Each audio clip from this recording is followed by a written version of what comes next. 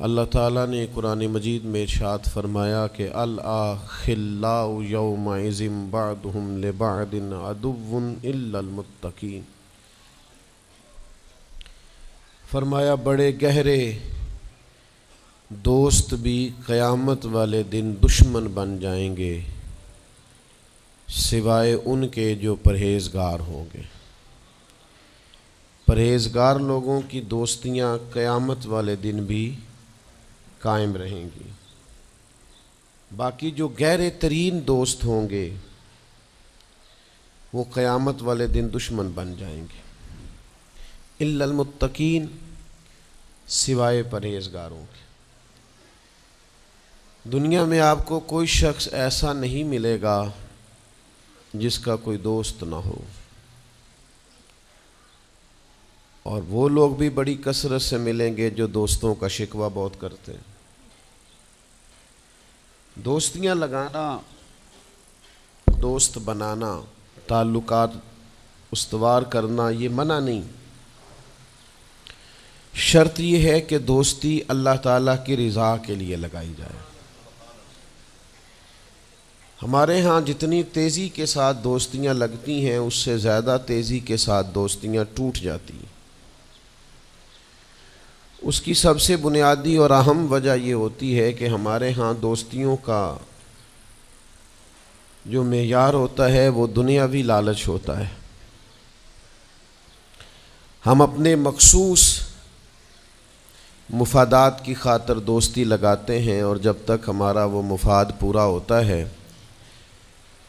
تب تک تو ہم اس دوستی کو قائم رکھتے ہیں، اور جہاں ہم محسوس کرتے ہیں کہ اب یہ مفاد پورا نہیں ہو رہا وہاں ہم شکوہ، شکایتیں، اعتراضات شروع کر دیتے ہیں، اور اس کا نتیجہ یہ نکلتا ہے کہ بڑی محبت سے شروع ہونے والی دوستی بھی بڑی تیزی سے ٹوٹ جاتی۔ تو میرے بھائیوں یاد رکھیے گا کہ دوستی اور تعلق قائم رکھنے کے لیے سب سے اہم اور سب سے بنیادی ضرورت یہ ہے کہ دوستی محض اللہ کی رضا کے لیے لگائی جائے۔ اللہ کے پیارے حبیب صلی اللہ تعالیٰ علیہ وسلم بیان فرماتے ہیں، حضور فرماتے ہیں قیامت والے دن اللہ کی بارگاہ سے یہ اعلان ہوگا کہ کہاں ہیں وہ لوگ جو میری رضا کے لیے آپس میں محبت کیا کرتے تھے۔ رب فرمائے گا جب آج میرے عرش کے سائے کے علاوہ کوئی سایہ نہیں ہے تو میں انہیں اپنے عرش کا سایہ عطا کروں گا، کیونکہ وہ میری رضا کے لیے آپس میں دوستی کرتے، میری رضا کے لیے انہوں نے آپس میں محبت کی۔ تو دوستی کا سب سے پہلے تو یہ سٹیٹس بنائیں کہ اس کے اندر محض اللہ کی مرضی، اللہ کی رضا کے لیے ایک دوسرے سے پیار، منفعت نہ ہو اس کے اندر کوئی بھی، دنیاوی لالچ کوئی بھی نہ ہو، ہرس نہ ہو، ہوس نہ ہو، طمع نہ ہو، ذاتی مفادات نہ ہو۔ جب ان سے بالاتر ہو کر لوگ دوستیاں لگاتے ہیں تو وہ دوستیاں قائم رہتی ہیں۔ اللہ کے پیارے محبوب صلی اللہ تعالیٰ علیہ وسلم نے فرمایا قیامت والے دن کچھ لوگ ایسے ہوں گے جن پر انبیاء اور اولیاء رشک کریں گے، ان کے چہرے 14ویں رات کی طرح چمک رہے ہوں گے، انہیں نور کے ممبروں پہ بٹھایا جائے گا۔ یا رسول اللہ اتنی فضیلت ان لوگوں کو حاصل ہے، یہ کون لوگ ہیں؟ تو حضور فرماتے ہیں یہ وہ لوگ تھے جو جس سے بھی دوستی لگاتے تھے، پیار کرتے تھے، محض اللہ کی رضا کے لیے کرتے۔ تو اللہ تعالیٰ صبح قیامت انہیں اعزازات سے نوازے گا، شرف سے نوازے گا، فضیلت سے نوازے گا۔ دوسری بات یہ ہے کہ دوستی کب قائم رہتی ہے؟ دوستی تب قائم رہتی ہے جب ہم دوستوں سے زیادہ امیدیں نہ لگائیں، انسانوں کو انسان ہی سمجھیں، ان سے بہت لمبی اور وسیع امیدیں لگا لینا اور بڑے وسیع مطالبات کرنا اور بڑی لمبی چوڑے تقاضے دوستوں سے کرنا۔ میں اکثر دوستوں کی خدمت میں یہ گزارش کیا کرتا ہوں کہ اپنے دوستوں سے کوئی مطالبہ کر کے انہیں آزمائش میں نہ ڈالو۔ تم نے اپنے ہی دوست کو لا کر پل صراط پہ کھڑا کر دیا ہے، بیچارہ اس طرف جائے کہ اس طرف جائے۔ ان سے کوئی ایسا مطالبہ کرنا جو ان کی پہنچ سے باہر ہو، ان کی حیثیت سے بڑھ کر ہو، ان کی طاقت سے زیادہ ہو تو اس کا مطلب یہ ہے کہ آپ نے اپنی دوستی کو خود آزمائش میں ڈال دیا ہے۔ آپ اتنے لمبے چوڑے تقاضے نہ کریں، آپ محدود سا لوگوں کے ساتھ تعلق بنائیں۔ وہ جی میں اس کے اتنا کام آیا ہوں تو اب اس کو اس سے ڈبل آنا چاہیے، تو آپ نے دوستی کی نہیں، آپ نے تو تجارت کی۔ اگر آپ کی محبت ہوتی تو پھر تو آپ کا انداز اور ہوتا، جب تیرا حکم ملا ترک محبت کر دی، دل مگر اس قدر تڑپا کہ قیامت کر دی۔ تو یاد رکھیے گا کہ آپ حکم جب آ گیا، جب آپ محسوس کریں تو اس وقت پھر آپ اس چیز کو سمجھ جائیں۔ تو دوستیوں کو کبھی بھی آپ کٹہرے میں کھڑا نہ کریں، تعلقات کو کبھی بھی آزمائش کی بھیٹ نہ چڑھائیں، اس طرح کا ماحول نہ بنائیں جس میں آزمائش پیدا ہو، جس میں تکلیف بڑھ جائے، جس میں کرب کا احساس سامنے والے کو ستائے۔ کوشش کریں گنجائش رہے ماحول کے اندر، آسانی رہے، وسعت رہے۔ تیسری بات یہ ہے کہ اگر آپ محسوس کرتے ہیں کہ دوستی کو چلانا ہے تو پھر صرف اسی چیز کو نہ یاد رکھیں جو چیز آپ کو آج میسر آ رہی ہے اور آج آپ کو انکار ہو رہا ہے۔ اس سے پہلے جو دوستوں نے بڑی وفائیں کی ہیں وہ بھی تو یاد رکھے نا۔ ہمارا یہ ماحول ہوتا ہے کسی بندے نے 99 دفعہ نیکی کی ہے، ایک دفعہ انکار کیا، تو ہمیں ایک دفعہ کا انکار تو یاد رہتا ہے لیکن 99 نیکیاں یاد نہیں رہتی۔ یہ بہت بڑی زیادتی ہے۔ آپ کو اگر اتنی لمبی چوڑی اس کی نیکیاں فراموش کرنے میں 1 منٹ نہیں لگا تو پھر آپ نے دوستی کس مقصد کے لیے لگائی تھی؟ آپ اس کو سمجھیں، اس کو آپ محسوس کریں۔ تو میں نے یہ دیکھا ہے زندگی میں کہ لوگ چاہتے ہیں کہ روز ان کا مطالبہ پورا کیا جائے، روز ان کا مطالبہ پورا۔ ہمارے ایک دوست تھے، بزرگ تھے، تو وہ سلسلہ طریقت کو چلاتے تھے، خانقاہ نظام کو، نظم کو لے کے چلنا مشکل ہوتا ہے۔ تو ان کے ایک مرید نے شکوہ کیا، اس نے کہا کہ حضرت پہلے آپ بڑا وقت دیتے تھے، اب آپ ٹائم نہیں دیتے۔ تو فرمانے لگے پہلے میرے بچے 1-2 تھے، اب درجنوں میں ہو گئے، اب وقت بٹ کے ملے گا نا۔ والد پہلے ایک پر توجہ دیتا ہے، بچے 4 ہو جائیں تو ٹائم تقسیم، بات کی سمجھ آ رہی ہے؟ تو وقت تقسیم ہو کے ملے گا نا جب بچے بڑھ جاتے ہیں۔ اور فرمانے لگے ابھی تو میرے سمجھ لو 10-15 بچے ہیں، تو جب پوتے نواسے نواسیاں ہو گئے تو یہ اور زیادہ بٹ جائے گا، پھر اس میں اور زیادہ تقسیم کار ہو جائے گی۔ تو پھر اس طرح کر کے ماحول میں تقسیم ہو جاتی، اور یہ ہوتا ہے،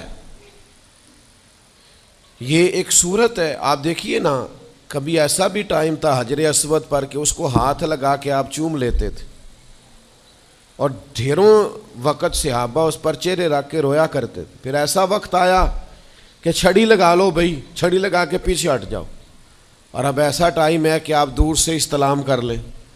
اب اگر آپ کہیں کہ مسلمان دیکھو جی حجر اسود کو تو ہاتھ لگانے کا موقع ہی نہیں مل رہا، تو بھئی نبی پاک نے تو فرمایا میں قیامت والے دن کثرت امت پر فخر کروں گا کہ میری امت زیادہ ہے۔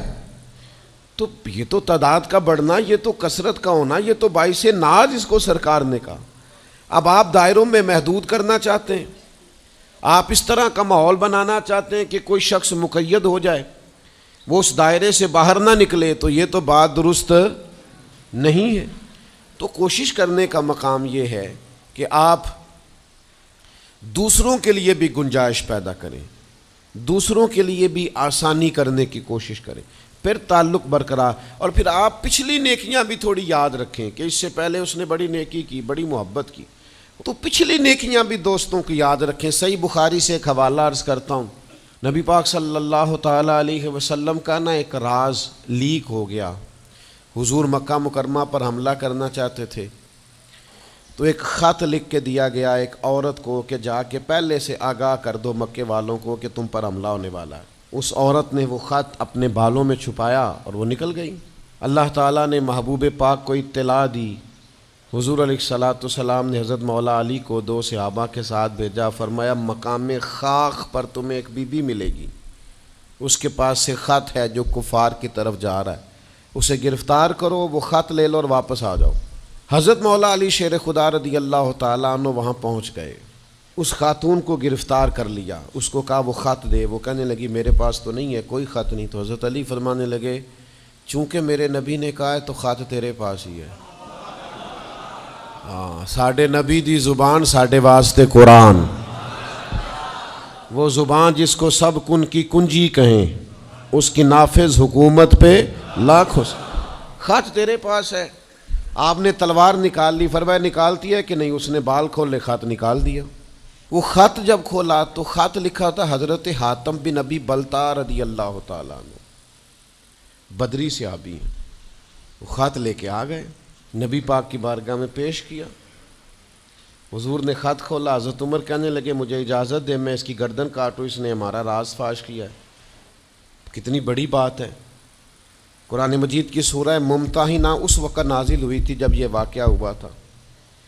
اللہ کے حبیب علیہ السلام نے فرمایا عمر ٹھہر جا، اتنی جلدی نہ کر، اس بندے کی وفات تو دیکھ، یہ بدر میں بھی تلوار لے کے ہمارے ساتھ گیا تھا، بدری صحابی ہے، اس کی وہ بات یاد رکھ کہ بدر کے مقام پر جب کہ بڑا مشکل تھا کافروں کے سامنے کھڑا ہونا، ان کی 1000 تعداد تھی اور مسلمان بڑی عددی طور پر اس کثرت کا شکار نہیں تھے، صرف 313 تھے۔ اس موقع پر ان کے ساتھ کھڑا ہونا کوئی آسان نہیں تھا، لیکن یہ پھر بھی ہمارے ساتھ گئے تھے۔ تو حضرت عمر رضی اللہ تعالیٰ عنہ جب چپ کر گئے تو اللہ نے قرآن نازل کیا، کہا اے ایمان والو یہودیوں اور عیسائیوں کو اپنا دوست نہ بتاؤ۔ تو حضور فرمانے لگے دیکھ لو عمر، اللہ نے اسے مومن کہہ کے پکارا ہے، اللہ نے بھی اسے۔ اب نبی کریم نے فرمایا بتاؤ یہ تم نے کیا کیا؟ تو عرض کی یا رسول اللہ صلی اللہ علیہ وسلم آپ میرا ظاہر باطن جانتے ہیں، جتنے بھی یہاں سے لوگ ہجرت کر کے مکے سے آئے ہیں نا، ان کا کوئی نہ کوئی رشتہ دار مکے میں ہے جو ان کے رشتہ داروں کا، بال بچوں کا، گھر والوں کا دھیان رکھتا، میرا وہاں کوئی بھی نہیں۔ اور مجھے پتا تھا آپ نے حملے کا ارادہ کر لیا ہے تو انشاءاللہ کامیابی اللہ نے مسلمانوں کو ہی دینی ہے، وہ کر کچھ نہیں سکتے۔ میں ان پر ایک احسان کرنا چاہتا تھا تاکہ وہ میرے بچوں کا اور میرے پیچھے گھر والوں کا تھوڑا خیال رکھیں، اتنی سی میری خواہش تھی۔ میرے نبی کریم نے ان کا عذر قبول کر لیا، فرمایا ٹھیک ہے آپ جو کہہ رہے ہیں بات ایسے ہی ہے، آپ کو اسلام کو نقصان نہیں پہنچانا چاہتے، آپ یہ چاہتے تھے کہ کوئی ایک نیکی ان پہ کر دی جائے تاکہ وہ آپ کے، تو اتنی بڑی بظاہر بات تھی لیکن حضور نے قبول کر لی۔ معنی کیا ہے کہ دوستوں کی پچھلی نیکیاں بھی یاد رکھنی چاہیے، ان کی پچھلی بھی خوبیوں اور پچھلے بھی معاملات کو تھوڑا یاد رکھنا چاہیے۔ ہم کیا کرتے ہیں؟ ہم کہتے ہیں جی اب وہ یہ نہیں کر رہا، بھئی تب کر رہا تھا نا، تو تب کی یاد کر لو، تب کی یاد رکھ لو، اس وقت کی آپ خیال کر لیں۔ ہم کیا کرتے ہیں؟ ہم 99 دفعہ کسی نے نیکی کی ہے تو ہم کہتے ہیں 100/100 چاہیے، آج بھی یہ کرے گا تو پھر تو قابل قبول ہے۔ تو اس سے کیا ہوتا ہے؟ اس سے تکلف پیدا ہوتا ہے، ایک آدمی روز کیسے نیکی کر سکتا ہے؟ چوتھی بات یہ ہے اگر ہم چاہتے ہیں دوستیاں نبھیں تو اسلام کا ایک حسن ہے کہ اسلام دین اعتدال ہے۔ اسلام کہتا ہے چلو ہی ذرا معتدل ہو کے، پہلے ہی ذرا تھوڑا سا احتیاط سے چلو۔ ہم جب کسی بندے کے اوپر فدا ہوتے ہیں تو پھر پورے ہی فدا ہوتے ہیں، پھر تو جناب یہ بھی تیرا ہے، یہ بھی تیرا ہے، یہ بھی تیرا ہے، اور پھر جب بعد میں لڑائی ہوتی ہے تو چائے کی پیالیوں کا بھی حساب کرتے ہیں کہ وہ جو وہاں جاتے ہوئے چائے پی تھی نا اس کے پیسے بھی میں نے دیے تھے، لہذا وہ بھی میرے بنتے ہیں، واپس کر۔ کورے ورک کتاب نہیں ہوندے، پتھر دل گلاب نہیں ہوندے، اور سجنا پہلوں ہی سوچ کے لائیں پھر یاراں نال حساب نہیں ہوندے۔ آپ سوچ سمجھ کے دوستی لگائیں، تعلقات کو سوچ سمجھ کے لے کے آگے چلیں۔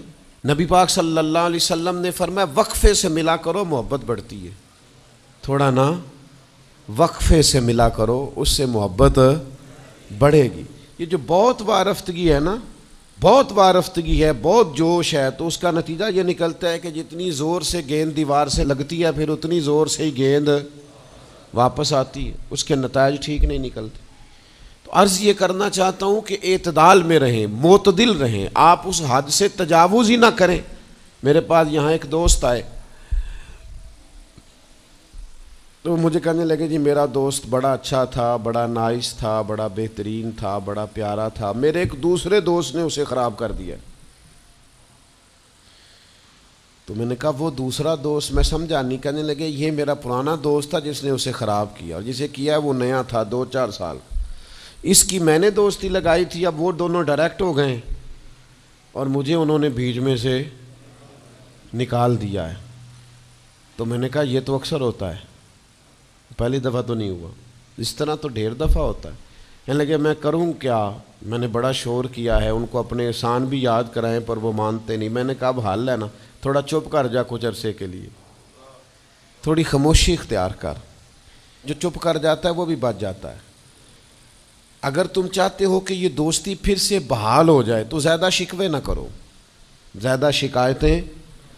ہم بعض اوقات اعتراضات اتنے کر بیٹھتے ہیں, شکوے اتنے کر بیٹھتے ہیں, اپنی زبان سے باتیں اتنی نکال بیٹھتے ہیں کہ دوبارہ پھر دوستی کا بحال ہونا ممکن ہے. ایک حدیث یاد رکھیں گے اگر سناؤں آپ کو تو.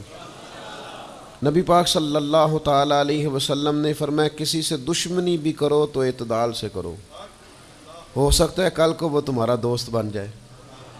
اور فرمایا کسی سے دوستی بھی کرو تو اعتدال سے کرو, ہو سکتا ہے کل یہ دشمن بن جائے. دوستی اور دشمنی میں یہ جامع ترمذی میں حدیث, اعتدال کا رستہ نہ چھوڑو, معتدل رہو. سارے راز ہی دے بیٹھنا, ساری باتیں پہلے کر لینا اور اعتراض کرنا, اب تو شکوے بھی پھر سارے ہی کر لینا. دوست کو اس کی کمزوریوں کا بھی پتہ ہوتا ہے, وہ ساری کمزوریاں بھی اس کی بیان کر لینا, اس کو بھی بتانا, اس کو بھی بتانا, اس سے بھی ذکر کرنا. تو یہ انداز درست نہیں ہے. آپ معتدل انداز میں دوستی لگائیں, اعتدال کے ساتھ چلیں, شکوے زیادہ نہ کریں, اعتراض زیادہ نہ کریں. وہ بے وفا ہی صحیح پھر بھی یار اپنا, چلو اس میں کمی ہے, وہ اس میں بے وفائی ہے, پر سجن تو اپنا ہے نا. تو دوستی ہماری ہے اس کے ساتھ, اس کی کمزوریوں کو چھپائیں.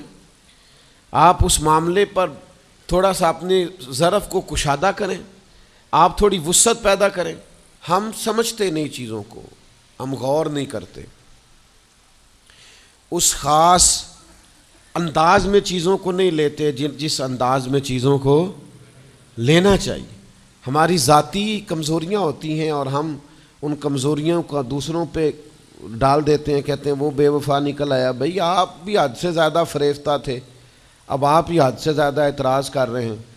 حضور نے فرمایا جس کی تعریف کر لو پھر دوبارہ اس پر کبھی تنقید کر جو بیٹھے ہیں, تعریف تو ختم ہو گئی بات. پھر تھوڑی چشم پوشی کرو, انسانوں میں کمیاں بھی ہوتی ہیں.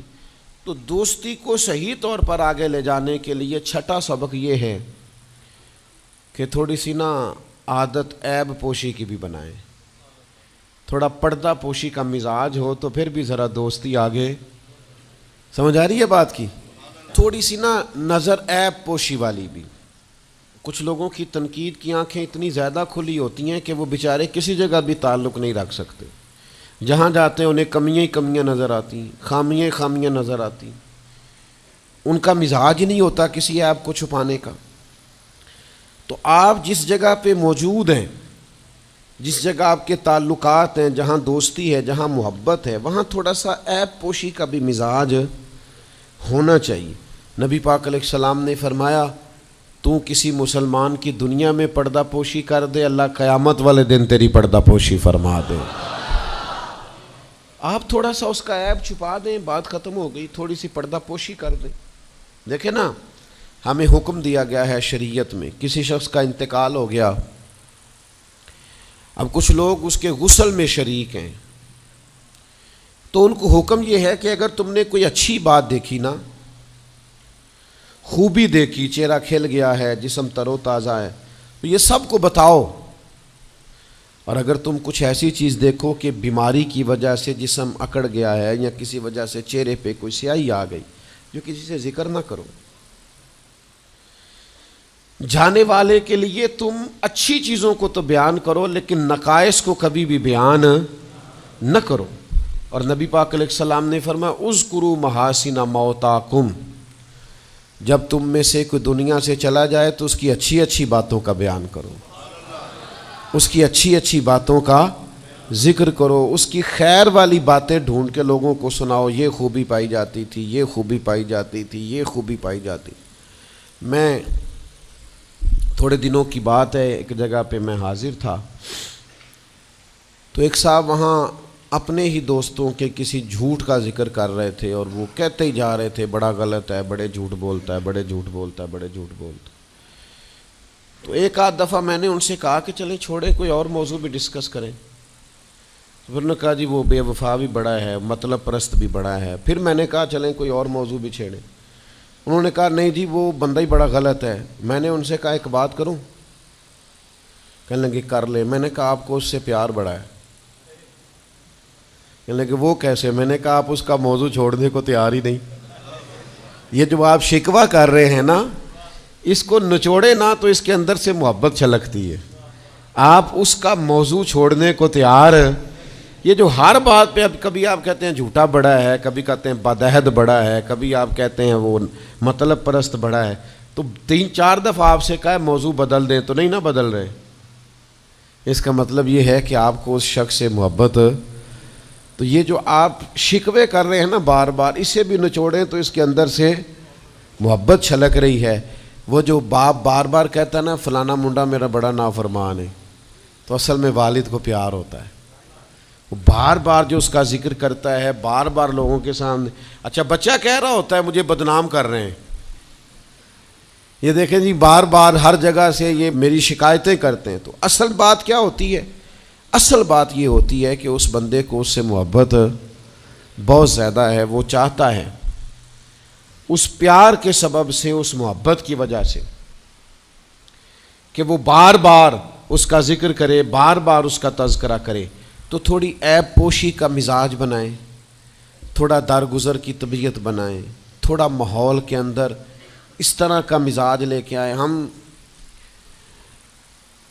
دوستوں سے میں اکثر ایک بات کرتا ہوں، ہم نہ صرف خامیاں یاد رکھتے ہیں، خوبیوں کا ذکر نہیں کرتے۔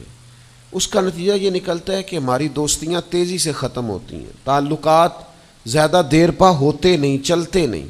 ہمیں کرنا یہ ہے کہ ہمیں اللہ کی رضا کے لیے دوستی کرنی، اللہ کی رضا کے لیے لوگوں سے پیار کرنا، اللہ کی رضا کے لیے اللہ کے بندوں کی باتیں سننی، اللہ کی مخلوق سمجھ کے لوگوں کی خوبیاں دیکھنی، اللہ کے بندے سمجھ کے ان کے اندر پائی جانے والی باتوں کو ہم نے اخذ کرنا۔ اگر ہم تعلقات میں لالچ لائیں گے، ذاتیات لائیں گے، زیادہ امیدیں لگائیں گے، اس کا نتیجہ ٹھیک۔ ایک بزرگ غریب تھے پھر امیر ہو گئے، تو کسی نے ان کو مبارک دی کہ بڑی بات ہے آپ کو اللہ نے بڑے پیسے دیے ہیں، تو فرمانے لگے یار پہلے جو یار تھا وہ میرا دوست تھا، اب تو ڈھیر سارے لوگ میری جیب کے دوست ہیں، اب تو جیب کا رشتہ ہو گیا ہے لوگوں کا، ڈھیر سارے لوگوں کا۔ تو دوستیوں میں اخلاص لائیں، خلوص لائیں، ساری زندگی یہ طے کریں کہ میں نے دوست کے کام آنا ہے، پر میں نے دوست کو کام کہنا نہیں، میں نے اس کی خدمت کرنی ہے لیکن کبھی اسے اپنی خدمت کے لیے مجبور، جس حد تک ہو سکے اس کی مدد کرنی ہے لیکن کبھی اسے اس تکلیف میں ڈالنا، یہ مزاج پیدا کریں۔ آپ کو اس دوستی میں روحانیت محسوس ہوگی، اس تعلق کے اندر آپ کو ٹھنڈک محسوس ہوگی، لیکن جب شائبہ ایک نقطے کا بھی ذاتی لالچ کا آ جائے گا نا، پھر اس میں ٹھنڈک نہیں رہے گی، اس میں وہ خوبی نہیں رہے گی جو کہ ہونی چاہیے۔ اللہ تعالی ہمیں سمجھنے کی توفیق دے۔